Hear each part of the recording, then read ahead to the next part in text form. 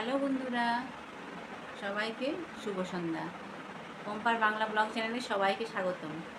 তোমরা সব কেমন আছো? আশা করি সকলেই ভালো আছো। আর এই যা গরম পড়েছে, সত্যি কথা বলতে মারাত্মকভাবে একটা গরম পড়েছে। তার মধ্যে মানে এই দিনের বেলা তো মানে এতটাই গরম পড়েছে যে প্রচণ্ডভাবে লু বইছে।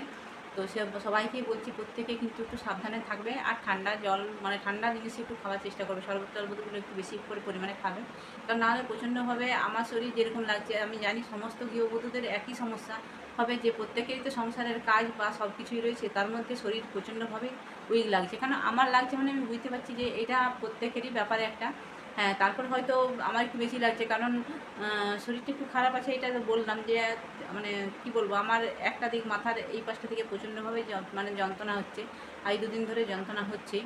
যাই হোক, কেন হচ্ছে কী বৃত্তান্ত জানি না। একবার ডাক্তার দেখিয়েছিলাম, তো ডাক্তার মাথা স্ক্যান করতে বলেছে, যে কেন হচ্ছে আপনার মাথার যন্ত্রণাটা, এটা একবার দেখতে হবে। তো সেই কারণে স্ক্যান করতে বলেছে, তো স্ক্যান করা হয়নি আমার এখনও। তো যাই হোক, তো মানে কি বলবো, এখন ছেলের পরীক্ষা চলছে, সেটা একটা চাপ আছে। যাই হোক, চাপ তো আছে, টেনশন আছে প্রচণ্ডভাবে। আজকে যেমন ভূগোল ছিল, মানে জিওগ্রাফি, তো আজকে একটা অ্যান্সার ভুল করে এসছে বলতে, বইয়েতে অ্যান্সারটা আছে টাইটান, আর ও লিখে দিয়ে এসছে টাইটন। তাহলে এবারে এখানে তো ধরো 1 নাম্বার চলে যাবে, বুঝাই যাচ্ছে। এবার সঠিকভাবে কি আর নাম্বারটা দিবে, সেটা হয়তো দিবে না। তাহলে বুঝতে পারছো যে কীভাবে, মানে যতই পড়াও যাই করো বাচ্চা ছেলে, তার মানে একটু ভুলভাল তো ওরা করবেই। আর 1 নাম্বার কমে যাওয়া মানে একটা টেনশন থাকে যে হয়তো মানে পিছিয়ে পড়বে, এরকম একটা তো টেনশন থাকছে। যতই গাইড করি, যতই ওর বাবা দেখাচ্ছে, আমি দেখাচ্ছি, টাইমের মধ্যে সব কিছুই করা হচ্ছে, কিন্তু ও তো বাচ্চা, এটা তো মানতে হবে যে মানে। আর সবচেয়ে বড় তো ও প্রচণ্ডভাবে আমার ছেলে, মানে কি বলবো তোমার, ছটপটা। দেখতেই পাও যে প্রচণ্ড চঞ্চল, মানে ও পড়তে পড়তেও স্থির থাকে না, এটাই একটা সমস্যা ওর মধ্যে।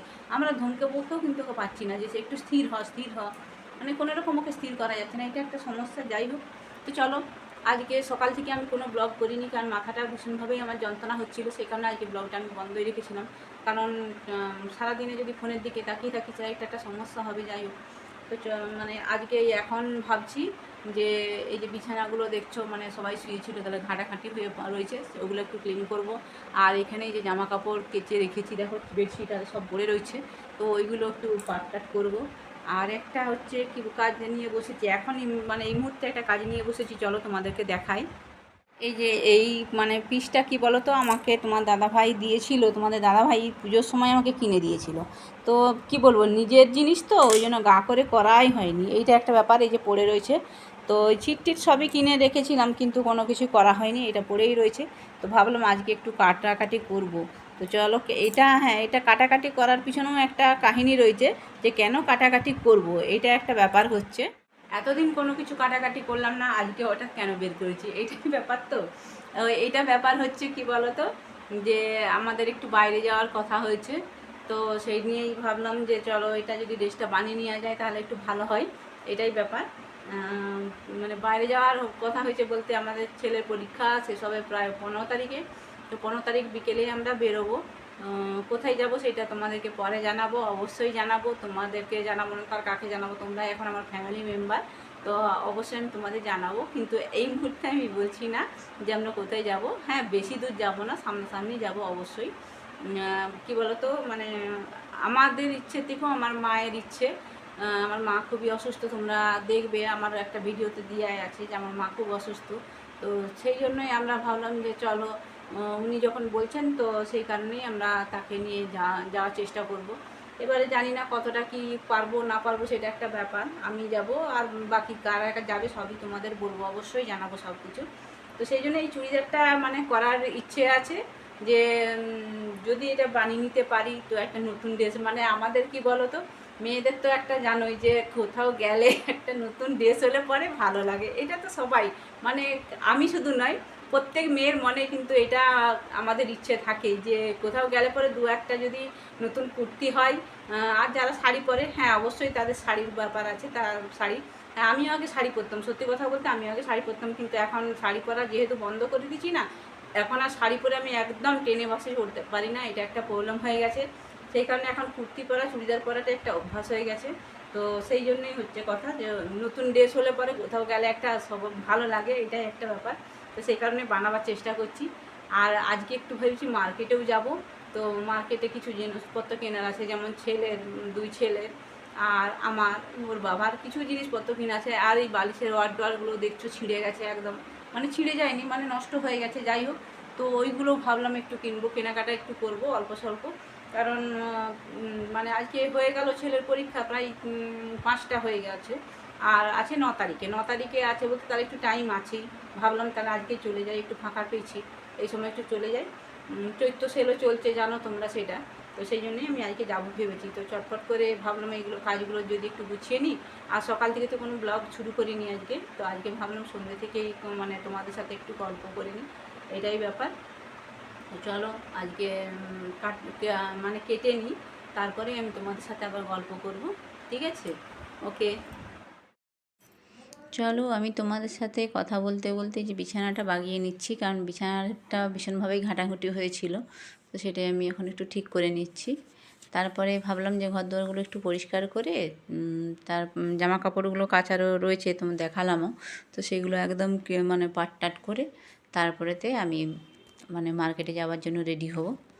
চলো কথা বলতে বলতে বিছানাটা পরিষ্কার করে নিয়েছি, দেখতে পেলে তোমরা।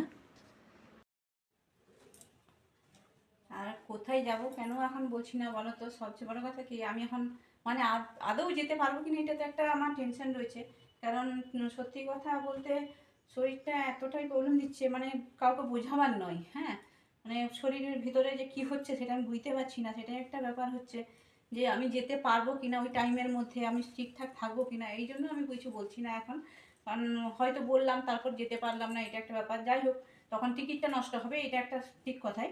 কিন্তু তাহলেও আমি আগে ঠাকুরকে ডাকছি যেন আমার শরীরটা পুরো ক্লিয়ার হয়ে যায়। কারণ আমার অসুস্থ মাকে নিয়ে যেতে হলে আমার নিজের একটু শরীরে জোর দরকার, এটা আমি সবচেয়ে বড় কথা বলি। তাই তোমাদের দাদা ভাইকে বলছিলাম যে আমি যেতে পারবো তো, কিছু মানে একটু ওষুধপত্র খেয়ে যদি শরীরটা ঠিক করা যেত, এটার জন্য আমি বলছিলাম। তো বললো চলো তাহলে ডাক্তার দেখিয়ে নাও একবার। আর ডাক্তার দেখালে কি বলতো, মানে এত ওষুধ দিয়ে না, সেই জন্য আমি ওষুধ খেতে একদম পারি না, এটা আমার একটা সমস্যা। যাই হোক, বলবে সবাই বলবে হ্যাঁ এত বয়সে কি ওষুধ খেতে পারে না, এটা কি কোনো কথার কথা? এটা এটা কিন্তু রাইট কথা। কিন্তু আমি সত্যি ওষুধ খেতে পারি না, আমার একটা বিরাটই একটা প্রবলেম। মানে ওষুধ খেতে বললেই যেন আমার বিরাটই একটা সমস্যা হয়, যে গলার মধ্যে আটকে যায় একটা ব্যাপার। গলার হয়তো কিছু প্রবলেম রয়েছে, যাই হোক, খাবার খেতে গিয়ে গলায় আটকে শ্বাসরুদ্ধ হয়ে যাওয়ার মতো আমার অবস্থা হয়। মানে খাবার এক এক সময় তো এমনভাবে আটকে যায় যে একবারে আমার চোখগুলো বেরিয়ে চলে আসে, মানে দম বন্ধ হয়ে যায়, এরকম একটা সমস্যা। তাই বলি কখন হয়তো খাবার আটকেই মারা যাব, এরকম একটা ব্যাপার আছে। যাই হোক, তো চলো, ওই জন্যই বলছি যে আমি আগে নিজেকে ঠিক করি। হাতে ধরো বেশি টাইমও নেই, আর আজকে 5 তারিখ, আর 15 তারিখ, মানে 10 দিন। 10 দিনের মধ্যে নিজে যদি আগে সুস্থ হই, ঠাকুর যদি আমাকে সুস্থ রাখে, তাহলেই আমি বেরোতে পারবো, নচেত পারবো না, জানি না কী হবে। সেই কারণেই আমি এখন তোমাদের কিছু বলছি না, যে যাওয়া মানে কোথায় যাব বা কী বৃত্তান্ত সবই। তো আমি যদি মানে পারি অবশ্যই তোমাদের সবটাই জানাবো, সবটাই তোমাদের সাথে শেয়ার করবো। কারণ তোমরা এখন সত্যি কথা বলতে আমার এতটাই ফ্যামিলির মধ্যে মানে ঢুকে গেছো, বা আমি তোমাদেরকে আপ্যায়ন করেছি, যাই হোক, সেই কারণেই মানে এতটাই আমি তোমাদেরকে মানে অন্তরের থেকে এখন ভালোবেসে ফেলেছি, বা তোমরাও আমাকে অনেকটা ভালোবেসেছো অবশ্যই। তো সেই জন্যই হচ্ছে ব্যাপারটা। তো চলো আজকে মানে কাজগুলো সারি, তারপরে মার্কেটে যাব। মার্কেটে গিয়ে কী কিনবো সেটা অবশ্যই তোমাদের দেখাবো, সবটাই আমি তোমাদেরকে দেখাবো, এটাই ব্যাপার। তো তোমার সাথে গল্প করতে করতে জামা কাপড়গুলো আমি গুছিয়ে ফেললাম, দেখো। বেশি যদি কিছু ছিল না, ছেলে স্কুল ড্রেস ছিল আর বেডশিটটা ছিল, এইগুলোই ছিল কাছাকাছি। এখন তো জলের সমস্যা বলেছি, একটা জলের সমস্যার জন্য বেশি কাছাকাছি করছি না। তো চলো বাকি কাজগুলো সেরে ফেলি, হ্যাঁ। কথা বলতে বলতে তোমার সাথে গল্প করতে। আর ছেলের তো পরীক্ষা চলছে তোমরা জানোই, তো 5টা পরীক্ষা হয়ে গেছে, আর একটা শুধু মানে লাইফ সায়েন্সটা বাকি আছে। তো ওটা হলেই মোটামুটি, ওটা 9 তারিখে ডেট আছে, 9 তারিখে হয়ে গেলে পরেই ওটা পরীক্ষাটা হয়ে যাচ্ছে। তারপরে তোমার 15 তারিখে ওয়ার্ক এডুকেশন পরীক্ষাটা আছে, ওটা হয়ে গেলে মোটামুটি পরীক্ষাটা শেষ হয়ে যাবে। তো সেটাই হচ্ছে ব্যাপার। পরীক্ষা চলাকালীন সত্যি কথা বলতে ভীষণই একটা টেনশন মানে আমাদের কাজ করে, যে পরীক্ষাটা কেমন দিল না দিল, এটাই একটা ব্যাপার। চলো, তার মধ্যেও তো আমাদের ডিউটি তো আমাদের করতেই হবে, যত টেনশনই যাই থাকুক না থাকুক, আমাদের ডিউটি থেকে আমরা বা বেরিয়ে যেতে পারবো না, আর বেরিয়ে গেলেও আমাদের চলবে না, এটাই হচ্ছে কথা। হ্যালো ফ্রেন্ড, আমরা মার্কেটে যাচ্ছি আপাতত। এখন মার্কেটে কিনবো, তোমাদেরকে এসে দেখাচ্ছি। সবাই বেরিয়ে গেছি, এখন ফিরে এসে তোমাদের সাথে আবার দেখা হচ্ছে। মার্কেট থেকে আমরা চলে এসেছি সব জিনিসপত্র নিয়ে। তো কী নিয়ে নিয়েছি তোমাদেরকে সেটা দেখাচ্ছি। চলো আজকে আমি কী কী নিয়ে এসেছি আজকে তোমাদেরকে দেখাচ্ছি। এই যে ফার্স্ট হচ্ছে এই যে একটা শাড়ি, ছাপা শাড়ি। কারণ ছাপা শাড়ি আমার ছিঁড়ে গেছিলো একদম, সেই জন্য দুটো নিয়েছি। এই একটা নিয়েছি আর এই একটা নিয়েছি। এই দুটো শাড়ি নিয়েছি। কেমন হয়েছে অবশ্যই জানাবে কমেন্টের মাধ্যমে। আর দুটো, আর এই যে ছেলের গেঞ্জি আর ছেলের একটা স্যান্ডো গেঞ্জি। আর তোমাদের বললাম না যে বালিশের ওয়ার নিতে হবে, তো এই যে বালিশের ওয়ার, মানে এটা 5 বালিশের ওয়ারটা, আর এটা হচ্ছে দুটো মাথার বালিশের। আরও আছে দুটো মাথার বালিশের, এই যে এই দুটো মাথার বালিশের, মোট 4টা মাথার বালিশের ওয়ার আছে। এই দুটো আর এই দুটো, আর এটা 5 বালিশের। আর এই যে একটা নাইটি নিয়েছি কাপ্তান।